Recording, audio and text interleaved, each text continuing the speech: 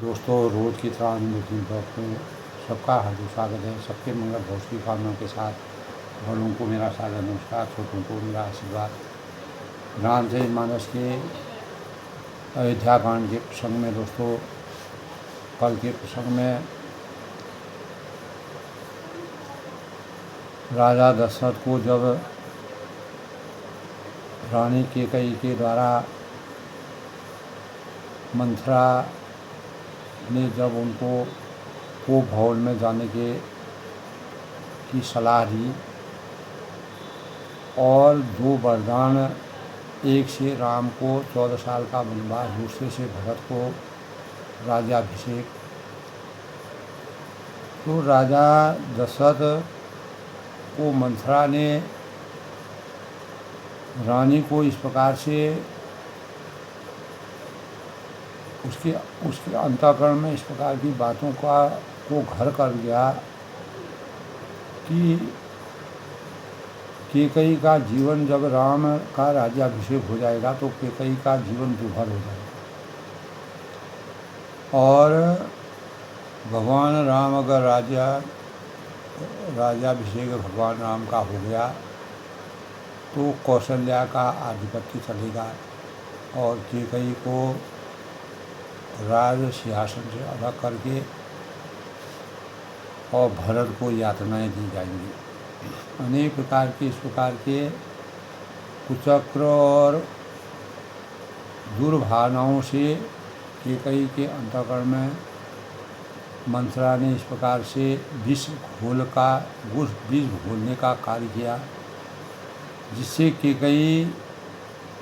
रानी कैकेयी के अंतःकरण में मंथरा के प्रति अपार विश्वास, अटूट विश्वास का समावेश हो जाता है।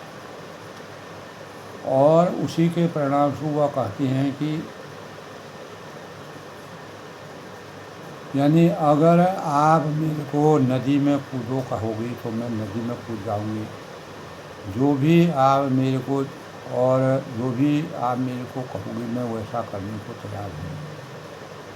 तो जाको प्रभु जी दुख देते हैं ताकि मत्ती पहले हल लेते हैं। यह रामचरितमानस में तुलसीदास ने जो जैसे ही कैकेयी को भवन में जाती हैं तो पूरा अयोध्या का जो वातावरण होता है उसमें एक महत्वपूर्ण मोड़ आ जाता है जो पूरे राज सिंहासन को हिला देता है। भगवान राम का रातों रात राज्याभिषेक की, जहाँ पर अनेकों दिनों से तैयारियां हो रही थी, मंथरा के द्वारा विष घोलने पर और रानी कैकेयी का हृदय परिवर्तन करने पर देवताओं की प्रार्थना के अनुसार माँ सरस्वती ने जिस प्रकार से हृदय परिवर्तन किया,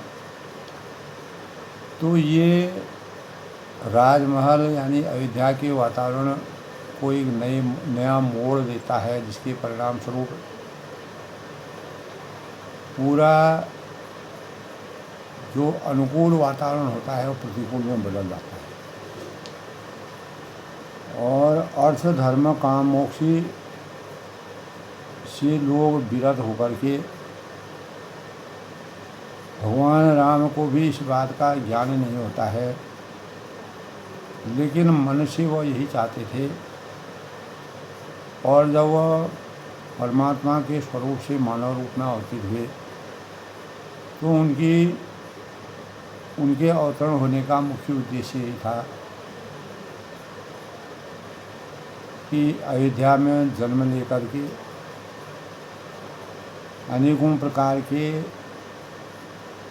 जो अहंकारी हैं, अत्याचारी हैं, धर्म की हानि करने वाले हैं, अधर्म की वृद्धि करने वाले हैं, राजाओं को, ऋषियों को, मुनियों को, प्रजा को परेशानी में डाल के अपने निजी स्वार्थ के लिए अनेक राक्षसों की राक्षसी माया को समाप्त करने के लिए भगवान का वनवास होना विधि और नीतिगत था। तो हुए ही सोई जो विधि रचना था वो कभी तरह को बढ़ा नहीं सकता। तो भगवान की नीति के अनुसार जो होना है वह निश्चित है। भगवान रामचंद्र जी ने माता कैकेयी जो उनको प्राणों से भी प्यारी थी और कैकेयी राम को सबसे अधिक प्यार करती थी, दुलार करती थी, लेकिन मंथरा के द्वारा घोले गए विष के परिणाम स्वरूप उनके अंतःकरण में मर्यादा पुरुषोत्तम भगवान राम के प्रति इस प्रकार का अनीति और अत्याचार की भावनाओं का उदय हुआ, जिसके परिणाम स्वरूप भगवान राम को वन जाने में किसी प्रकार का कोई अपवाद नहीं था। समदर्शी थे, अंतर्यामी थे, नीति और मर्यादा के पुजारी थे, आदर्श के मानव थे और रघुकुल के शिरोमणि थे और माता पिता की आज्ञा के पूरे पालक थे। नीति धर्म के अनुसार सांस्कारिक जीवन को किस प्रकार से सामाजिक परिवेश में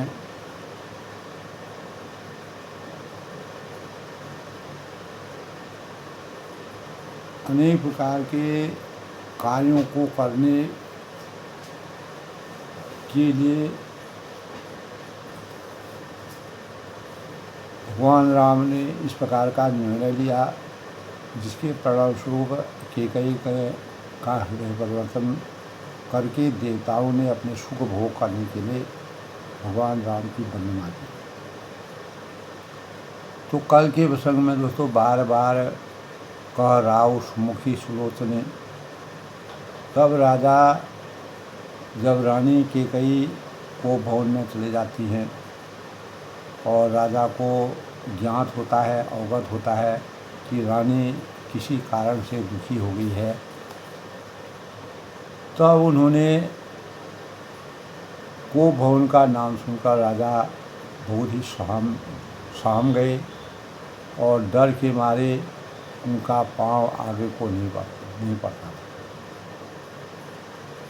क्योंकि कैकेयी को राजा मान सम्मान देते थे, आदर देते थे। तो स्वयं देवराज इंद्र जिनकी भुजाओं के बल पर राक्षसों से निर्भय होकर बसते हैं और संपूर्ण राजा लोग जिनका रूप देखते रहते हैं, सो सुनती ऋष गयो सुखाई, देखो काम प्रताप बढ़ाई, फूल पुलिस असी अगह निहारी, ते रतिनाथ सुमन शर्मा। यानी वही राजा दशरथ स्त्री का क्रोध सुनकर सूख गए। जब पारिवारिक वातावरण में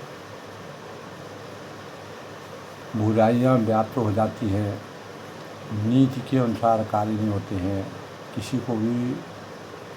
किसी की मति भ्रम हो जाता है, तो ऐसे वातावरण में सबके अंतःकरण में इस प्रकार का दुख व्याप्त हो जाता है। राजा एक उत्तरदायित्व के पालक थे, अपने कर्तव्यों का निर्वहन करने के की पूर्ण पराकाष्ठा और संकल्पित भावनाओं के मानक थे। तो देखो काम प्रताप बढ़ाई, कामदेव का प्रताप और महिमा को देखिए। शूल पुलिस असी अग व निहारी, यानी जो त्रिशूल वज्र और तलवार आदि की चोट अपने अंगों पर सहने वाले हैं, वे रतिनाथ कामदेव के पुण्य पुष्प बाण से मारे गए। यानी कामदेव की शक्ति जो है, जो अयोध्या में जो है, यानी कोई बुराइयों ने डेरा डाल दिया। राजा डरते डरते अपनी प्यारी कैकेयी के पास पहुँचते हैं। उनकी दशा देखकर देख दशा दुख दारुण भय, उनकी दशा को देख करके राजा बड़े ही दुखी होते हैं, परेशान होते हैं और भूमि शयन पट मोट पुराना कैकेयी जमीन पर पड़ी हुई है, पुराना मोटा कपड़ा पहने हुई हैं। ऐसा लग ही नहीं रहा है कि वह रानी हैं या कि है कौन।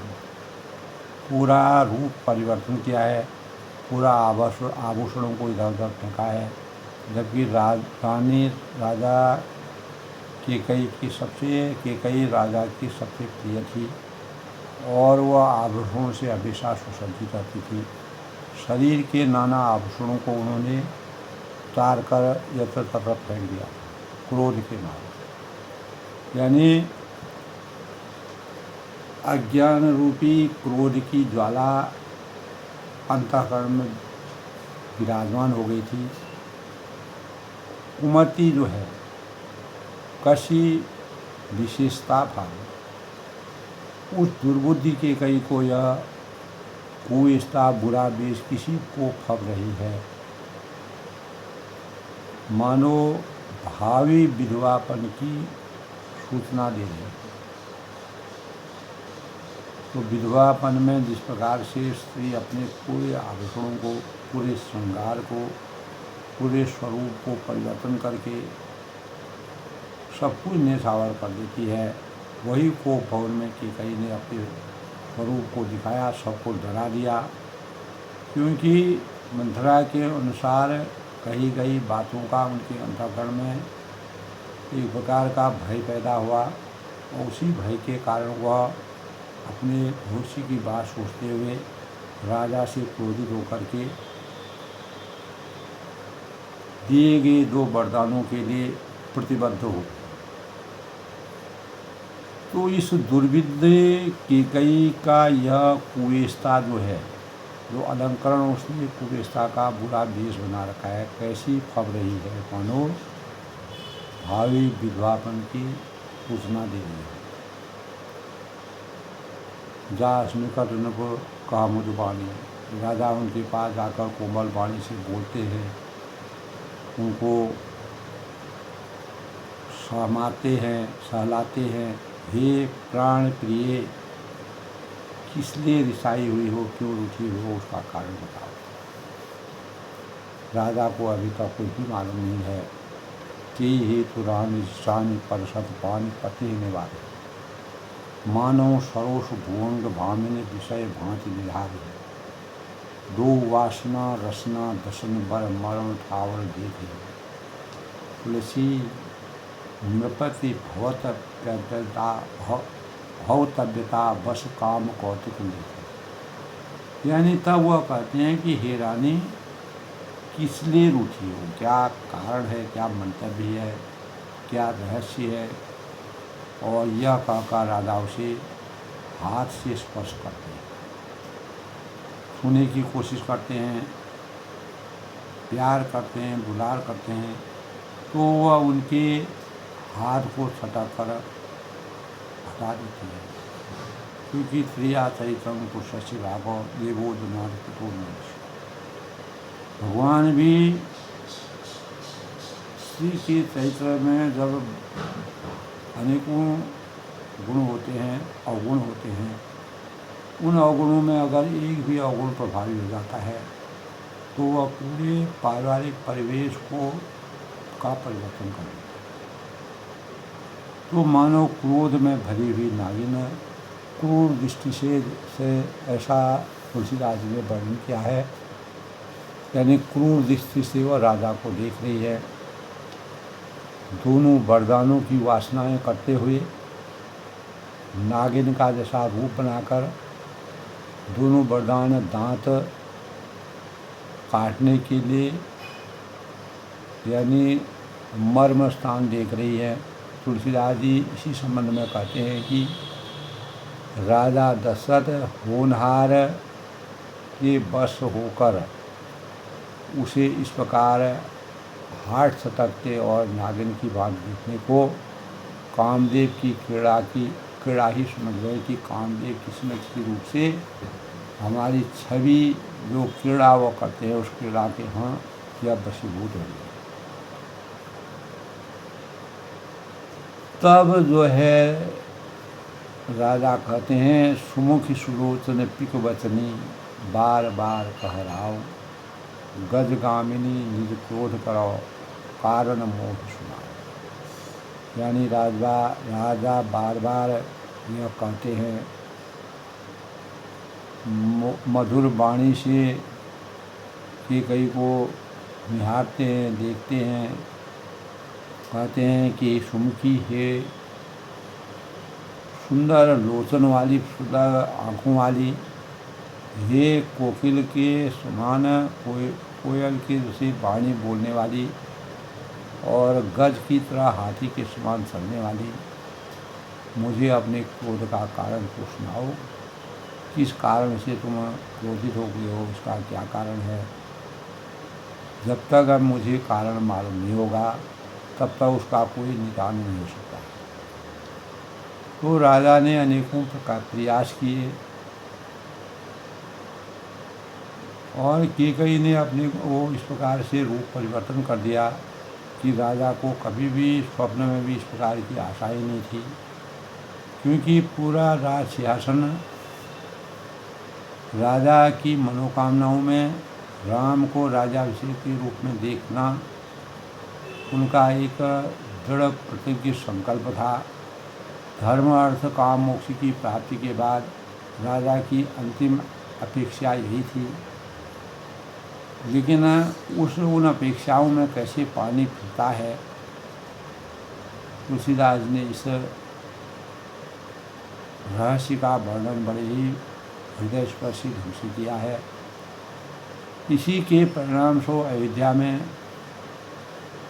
जो अज्ञान रूपी अंधकार, कपट रूपी अंधकार के समावेश से कैकई के अंतःकरण में मंथरा के द्वारा डाले गए विष से पूरा परिदृश्य जो है वह बदल जाता है, एक नया मोड़ आ जाता है, एक नया कहानी गठित होने लगती है, जिस बात को स्वप्न में भी कोई सोचता ही था। भगवान राम की लीलाएं इस प्रकार से अपरंपार है। इसी संबंध में दोस्तों आज के प्रसंग से पहले आज के शुभ पंचांग के भावों की समीक्षा करते हैं। तो आज का पंचांग दोस्तों आज 22 अप्रैल 2025 वैशाख माह की कृष्ण पक्ष की 9वीं तिथि मंगलवार का दिन है। हनुमान जी का पूजन करने का दिन है। विक्रम संवत 2082 शक संवत 1947 सिद्धार्थी नाम संवत्सर ग्रीष्म ऋतु सूर्य उत्तरायण में 9वीं तिथि 6:13 तक रात्रि यानी 9:13 तक, उसके बाद 9वीं तिथि 6:13 तक, उसके बाद 10वीं तिथि का प्रारंभ हो जाएगा। सायं रात 9:13 से शुभ योग का संयोग है, दोपहर 12:44 तक।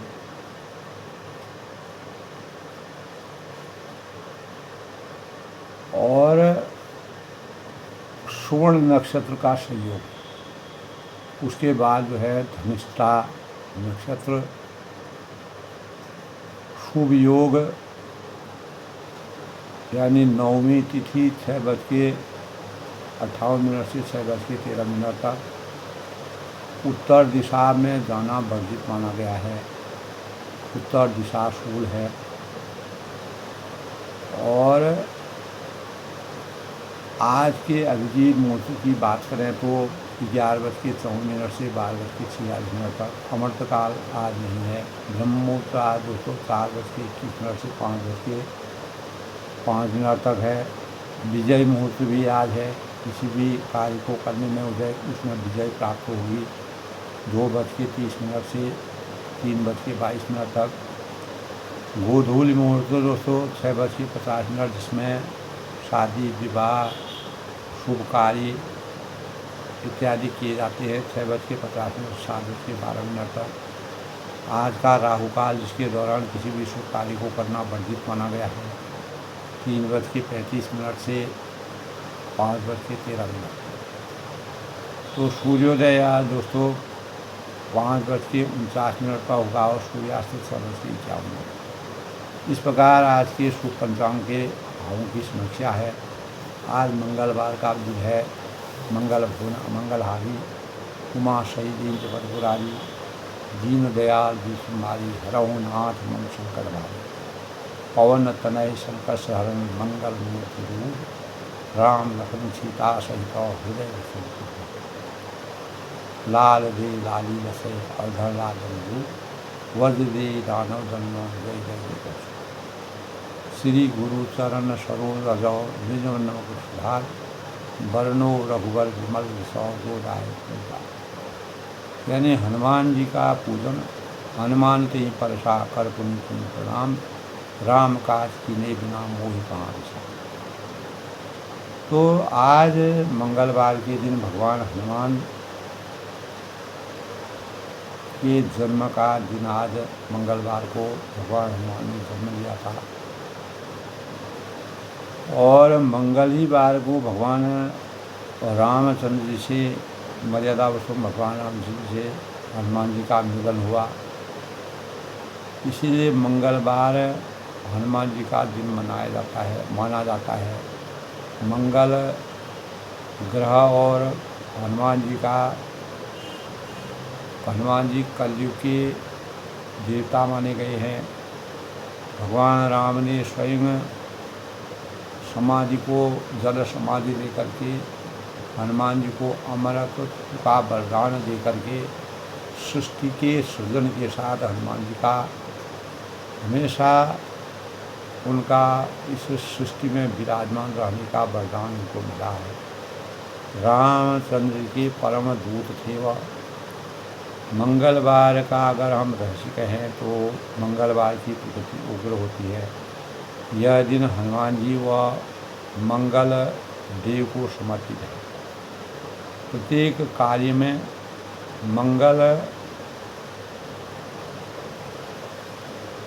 मंगलकारी परिणाम प्राप्त करने के लिए मंगलवार का उपवास रखना चाहिए, ऐसा हमारे शास्त्रों में कहा गया है। मंगलवार ब्रह्मचर्य का दिन माना गया है और शक्ति के संचार के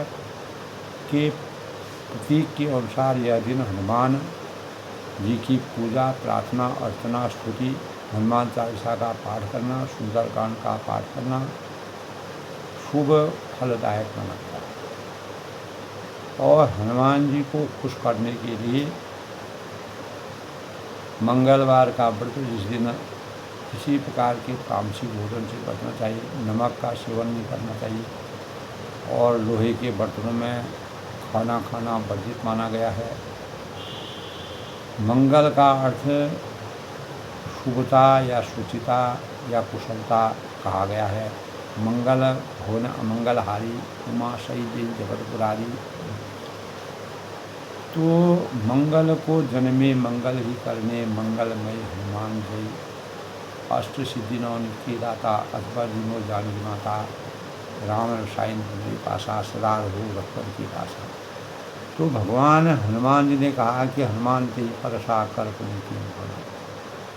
भगवान राम को विनय करके, भगवान राम की प्रार्थना करके, वंदना करके हनुमान जी ने समर्पण की भावनाओं से रामचंद्र जी के कोई भी कार्य को करने के लिए अपने जीवन को सामर्थ्यवान बनाने का प्रयास किया और अनेकों कार्य करके भगवान राम को के कार्यों में अपना पूर्ण निष्ठा और भाव के साथ एक दूत के रूप में जो कार्य किए वो आज भी सृष्टि में हमेशा के लिए विराजमान है। उनसे हमें इस प्रकार की प्रेरणा मिलती है। मनोजयं मारुत तुल्यं वेगं जितेन्द्रियं बुद्धिमतां वरिष्ठं वात त्यजं वानर यूथ मुख्यं श्री रामदूतं शरणम उपद्ये। जय हनुमान ज्ञान गुण सागर जय कपीश लोक सागर रामदूत बलराम अंजनी पुत्र पवन सुत। तो मंगलवार के दिन में जो भी साधक होते हैं अत्यधिक वफादार होते हैं, भरोसेमंद होते हैं, शक्तिशाली होते हैं। और ज्येष्ठ माह के मंगलवार के दिन भी भगवान श्री राम और हनुमान जी की मुलाकात हुई थी, ऐसा कहा जाता है। इसी कारण इस माह में पढ़ने वाले जितने भी मंगल होते हैं, हनुमान जी की आराधना करना, भगवान राम की आराधना करना, पूर्ण पवित्रता की मानक के रूप में माना जाता है। दीनहीन की सेवा करना, उनको भोजन करवाना और ज़रूरतमंदों को दान पुण्य करना, यह और अनेक प्रकार की वस्तुओं का दान करा। इस दिन पूजा उपासना समस्त कष्टों दुखों से निवारण के कारक के रूप में माना गया। तो इस दिन दोस्तों उपवास रखने से सेवा तरक्की और इस दिन प्राप्त होती है, सेवा समर्पण की भावना प्राप्त होती है। और मंगल ग्रह एक प्रबल ग्रह माना गया है। मंगल ग्रह का शास्त्र में बड़ा ही महत्व है। हनुमान चालीसा या सुंदरकांड का पाठ इस दिन करना चाहिए। चमेली का तेल हनुमान जी को अर्पण करना चाहिए। नमक खाना इस दिन परहेज करना चाहिए। तामसिक भोजन परहेज करना चाहिए। मेष व वृश्चिक राशि के स्वामी मंगल माने गए हैं। हनुमान जी की पूजा आराधना से मंगल दोष समाप्त होते हैं, ऐसा हमारे शास्त्रों में बताया गया है। हनुमान जी ने पहली बार भगवान रामचंद्र जी से श्रृंगेश्वर पर्वत पर ब्राह्मण के रूप में मुलाकात की थी। रामचरितमानस में इसका पूरा प्रसंग है। निष्काम भक्ति, किसी प्रकार की इच्छा से रहित या रोचक सुपरमैन के रूप में भगवान राम ने हनुमान जी के समर्पण भावनाओं को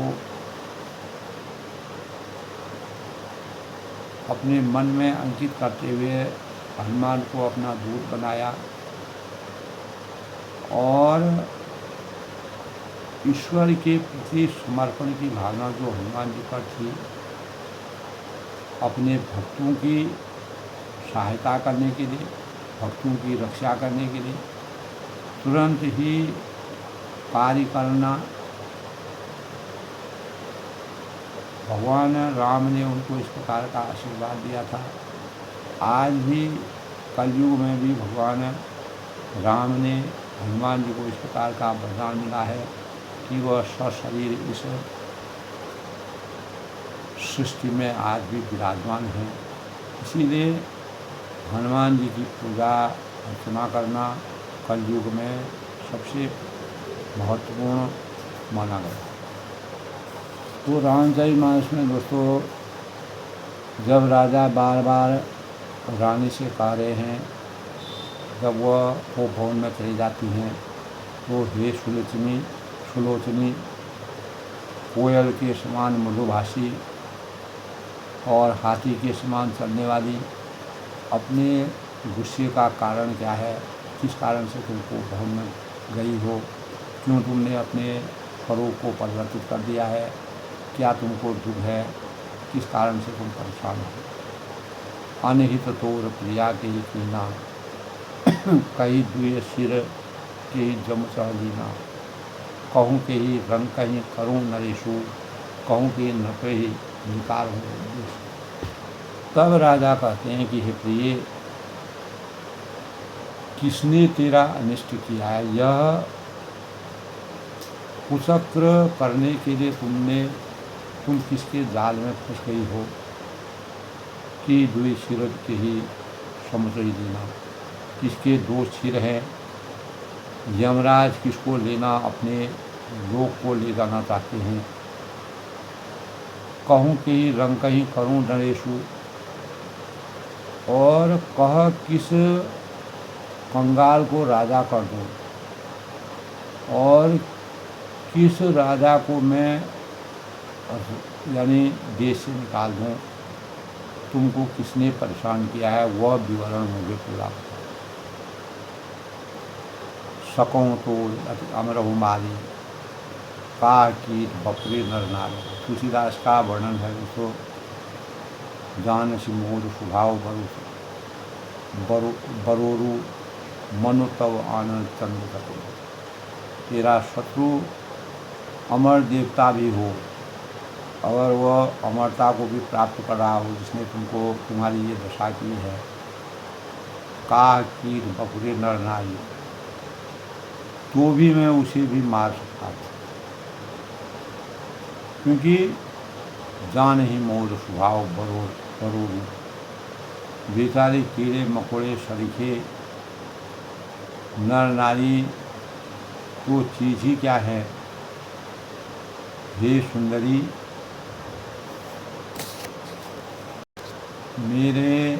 मेरा स्वभाव जानती हो कि मेरा मन सदा तेरे मुख रूपी मनु तब आनंद चंद्र चकोर।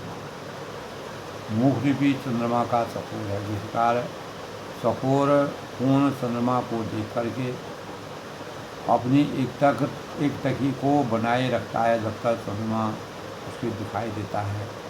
इसी प्रकार मैं कहीं भी रहता हूँ, तुम्हारे मुखमंडल का स्मरण करता हूँ, मनन करता हूँ, ध्यान करता हूँ।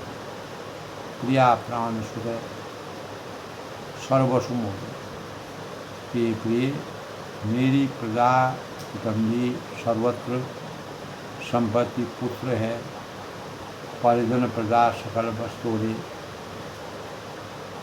सब मेरे प्राणों से भी ये सब मेरे वश में हैं, जो कसु कहूँ कपट करी तो है।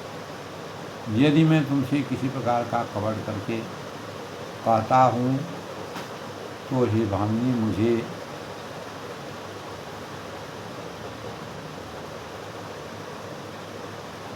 राम की सौगंध है, यानी 100 बार मैं राम की सौगंध करता हूँ, क्योंकि राम मुझे मेरे सबसे बड़े पुत्र हैं और राम मुझे सबसे बड़े प्यारे हैं और भगवान के रूप में जिनका अवतरण हुआ है,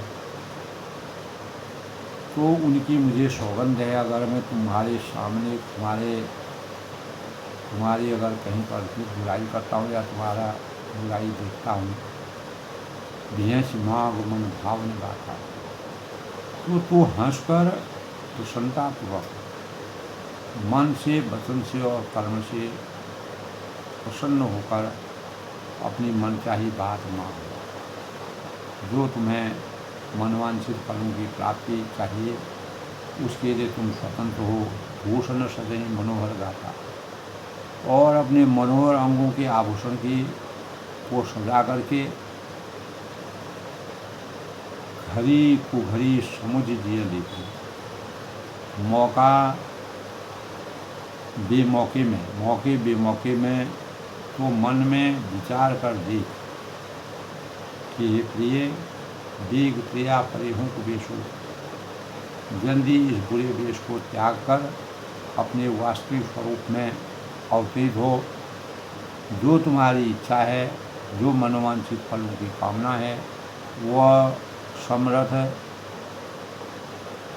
यानी राजा दशरथ के पास सब कुछ है, वह करने को राजा समर्थवान है।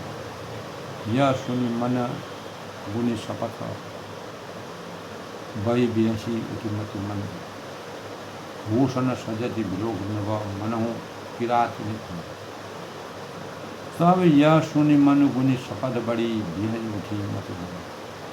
तब इस प्रकार के जब राजा ने उनके मनोवांछित फलों के अनुसार बात कही, तो यह सुनकर और मन को रामचंद्र जी की बड़ी सौगंध को विचार कर मंदबुद्धि के कई हंसती हुई उठी और गहने पहनने लगी। उस समय ऐसा लग रहा था कि वो मानो कोई भिलनी हो जो जंगल में रहती हो, बेर, और मृग को देखकर फंदा तैयार कर। मृग राजा दशरथ है और भिलनी स्वयं की कही है। ऐसा दृश्य तुलसीदास ने वर्णन किया है। पुण्य कह राव सुहद जिय जाना। तो अपने जी में, अपने हृदय में कैकेयी को सुखद जानकर राजा दशरथ प्रेम से पुलकायमान होकर कोमल और सुंदर वाणी से फिर कहते हैं, क्या कहते हैं? पुण्य कह राव सुहद जिय जानी, प्रेम पुलक मधुमंडल पानी। भामिनी भयउ तोर मन भावा। कि हे भामिनी, हे स्त्री, हे संगिनी, तेरा मन चीता हो गया, यानी चंचलता तुम्हारे अंतःकरण में व्याप्त हो गई है। घर घर नगर आनंद बधावा। नगर में घर घर आनंद के बधावे बज रहे। चारों तरफ अयोध्या में भगवान राम जी के राज्याभिषेक की तैयारियां हो रही हैं। सब लोग सन्न चित्त हैं और तुम यहाँ को भवन में बैठी हो। राम ही देव काल युवराज हो। मैं कल ही राम को युवराज पर दे रहा हूँ। जिसको भगवान की रचना इसलिए कहा है, हो रही सोई जो राम ने लिखा था को कभी तरह घबरा विषा। तो तब राजा दशरथ के अंतःकरण में ये बिल्कुल भी नहीं था कि कई इस प्रकार का वरदान मांगेगी।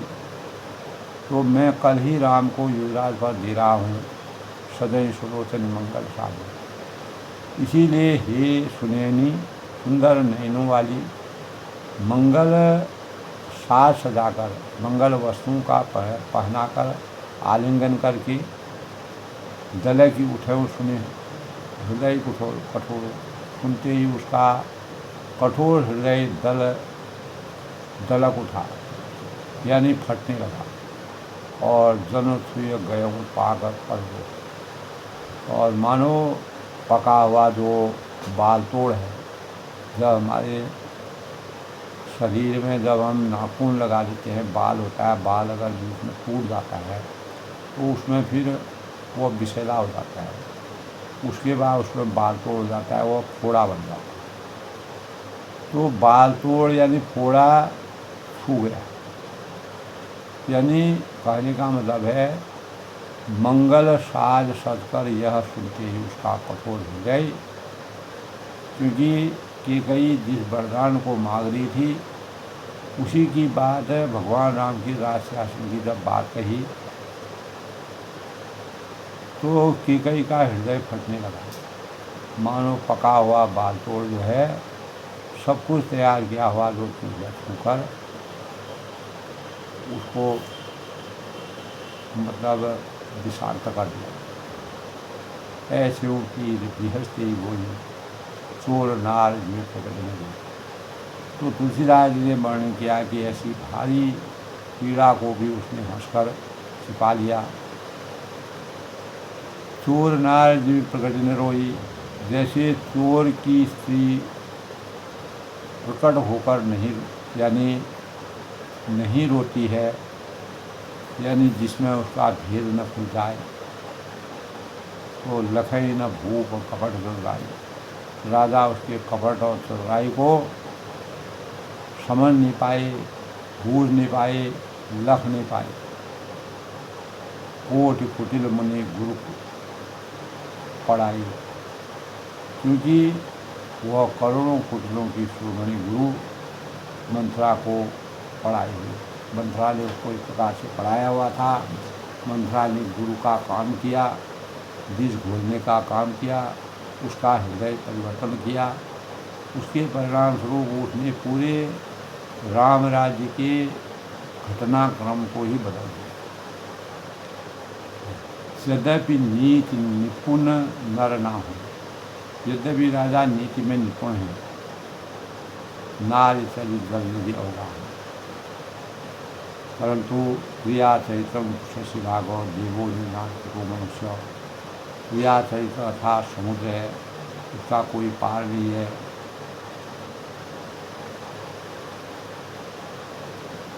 तो नारी बतुल में सत्य का पूर्ण अवगुण सदा पूर्ण रहा हूँ। फिर वह कपटपूर्वक प्रेम बढ़ाकर ऊपर से प्रेम दिखाकर नेत्र और मुंह मोड़कर हंसती हुई बोलती है कि जो राजा ने सोचा है, मंथरा के द्वारा कहे हुए शब्दों के अनुसार रानी को भवन में जाकर के राजा के सहजाने पर राजा के ने सब कुछ समर्पित करने के लिए जो कहा, तब मांग मांग पे कहती और कबूलती हुई थी। ये प्रियतम तब कहती हैं कि आप मांग मांग को कहा करते हैं, हमेशा तुम मांगो मांगो कहा करते हो, लेकिन कबहू न दिए न दे। और फिर परंतु देते लेते कभी भी कुछ नहीं, दीन कहीं वरदान दिया। आपने जो है 2 वरदान देने को कहा था, उनके भी मिलने में मुझे अभी भी संदेह है कि उन वरदानों को देने के लिए जो आपने कहा था, अभी भी मुझे उसमें संदेह होगा। आप बार बार देने को कहते हैं लेकिन देते नहीं। जाने मर मराव हिचकाई तुम्हें कुशाब परम प्रिय है,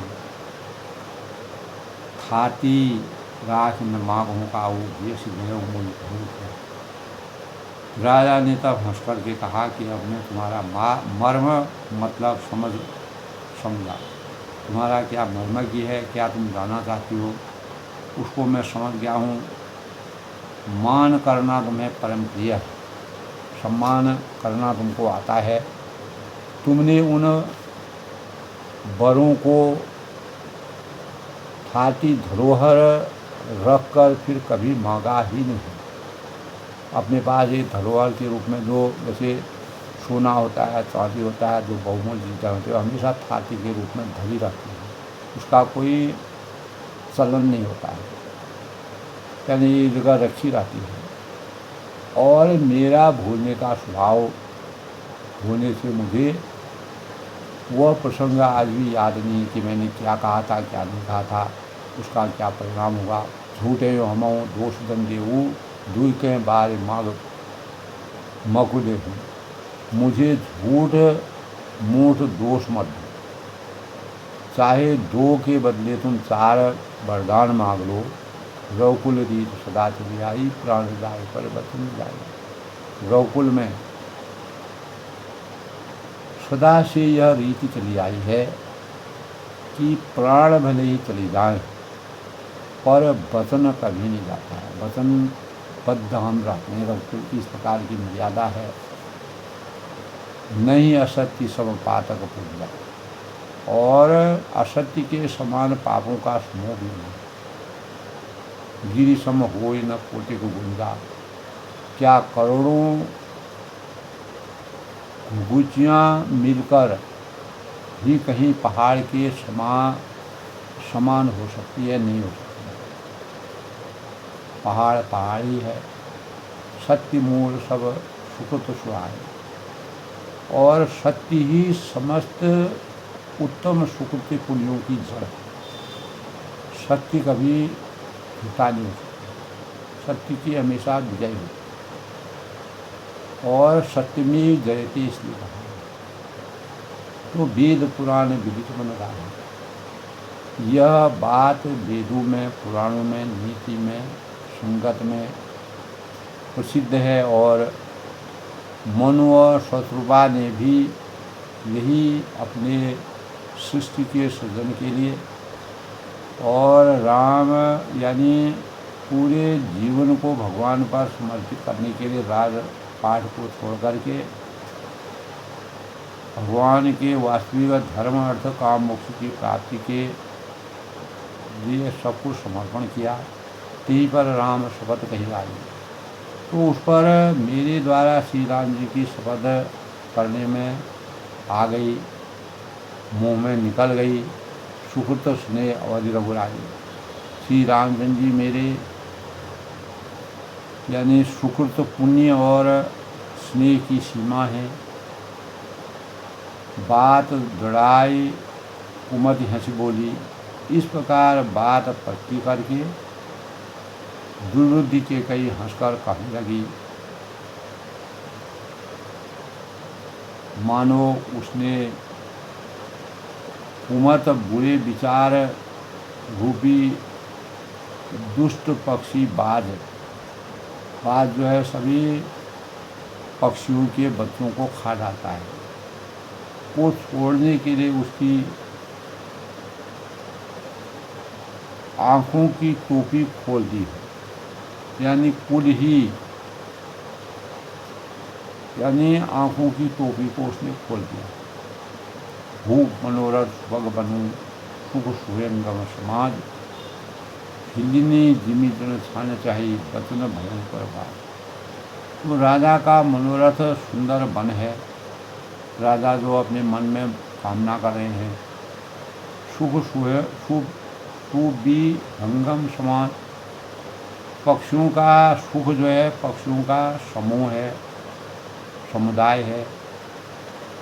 हिलनी जिमी साड़न चाहिए, और उस पर भिलनी जो है हिलनी की तरह के कई अत्यंत अपना वचन रूपी भयंकर बाज, जिस प्रकार बाज धनुष से तरकस को छोड़ा जाता है, बात छोड़ना चाहती है, अपनी वाणी को छोड़ना चाहती है, उस वाणी का क्या कुप्रभाव होता है, वह पूरे राम राज्य को किस प्रकार से विषाक्त करता है।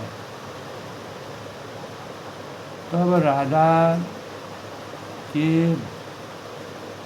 मधुर वचनों को सुनकर कैकेयी ने अपने हृदय में धारणा प्रकट की, और राजा के द्वारा कहे हुए सब कुछ दो क्या कितने भी वरदान मांग करके मैं उन वरदानों को पूरा करने के लिए संकल्पित रघुकुल रीति सदा चली आई, प्राण जाए पर वचन जाई। यह बात जब सामने आ गई तो रानी के लिए वचन वरदान मांगने के लिए एक रास्ता तय हो गया, खुल गया। तो आज के प्रसंग में दोस्तों, राजा अपनी नीति और मर्यादित जीवन में किसी भी रानी को के लिए अभिशाप नहीं करना चाहते हैं। मन से, वचन से और कर्म से सबके भावों को उजागर करने के लिए उन्होंने सत्य वचन कह करके और रघुकुल की रीति के अनुसार कैकेयी के मनोवांछित फलों की प्राप्ति करने के लिए वचनबद्धता व्यक्त की। यद्यपि कैकेयी ने अभी तक अपना वरदान नहीं कहा, जब राजा को उसने पूरे अपने आघोष में लिया, उनको दृढ़ संकल्पित कर दिया, मजबूर कर दिया, तब राजा का मनोरथ सुंदर वन तुलसीदास ने कहा उसमें वन में कोई बुराई है ही नहीं, सुख सुंदर पक्षियों का समुदाय है। उस पर भिलने की तरह जो कैकेयी अपना वचन रूपी भयंकर कपट रूपी भाव को कहती है, वह बाज छोड़ना चाहती है। वही बाज जो है राजा को कैसे दुखी करता है। तो यह कल के प्रसंग में दोस्तों, आज के प्रसंग में राजा ने किस प्रकार से कैकेयी रानी कैकेयी के मन की बात जानने की इच्छा व्यक्त की, और क्या उनके अंतर्गत में बस है उसको बाहर निकालने का प्रयास किया। और एक ओर से जहाँ राम राज्य की राम राज्याभिषेक की तैयारी हुई थी, उस संवाद उस बात को पूरा तर्क के साथ कहा, और वहीं पर उन्होंने रघुकुल रीति सदा चली आई, प्राण जाए पर वचन जाई। तुम्हारे द्वारा जो वचनबद्धता है, जो वरदान है, वह मैं 2 या 4 वरदान दे सकता हूँ। तुम जो है अपना सुहाग जो त्यागा हुआ है उसको ग्रहण करो, और एक सुंदर नारी के रूप में अवतीर्ण रहो, तो सभी काम मनोवांछित फलों की तरह पूर्ति होगी। लेकिन कैकेयी का जो यह वरदान था, यह अयोध्या के लिए एक उल्टा नीति या उल्टा अनुकूलता प्रतिकूलता में बदल जाती है। तो दोस्तों, कभी भी हमारे जीवन में अनुकूल भी प्रतिकूल में बदलता है, तो हमें कभी भी अपने नियम को, अपने धैर्य को, अपने शौर्य को, अपने स्वरूप को, अपनी नीति को, मर्यादा को कभी नहीं त्यागना चाहिए। जैसी देश काल परिस्थिति हो, उसी प्रकार अपने जीवन को समर्थ को नहीं दोष घुसाएं। जो समर्थवान होता है उसका कोई दोष इस संसार में नहीं होता है। इसीलिए भगवान ने कहा है कि बुराई में भी अच्छाई छुपी हुई है। कभी कभी बुराई में भी हमको अनेक प्रकार के संदेश मिलते हैं, जिससे मानव कल्याण होता है और मानव का हित होता है। मानव जब बुराइयों में फंस करके अपने जीवन को अच्छाई की तरफ बढ़ाता है, तो वह उसके लिए एक संदेश बनता है, उसका मार्गदर्शक बनता है। इस प्रकार राजा ने अपने मन की वाणी को कह करके कैकेयी के हृदय में जो बात थी, जो विषाक्त बातें बैठी थी, वह कल उसका प्रसन्न होगा। आज के प्रसंग में मैं सबके मंगल की कामना के साथ, जय श्री राम के साथ अपनी वाणी को विराम देता हूँ। कल फिर मिलते हैं, तब तक के लिए सबका धन्यवाद। सबको मेरा आशीर्वाद।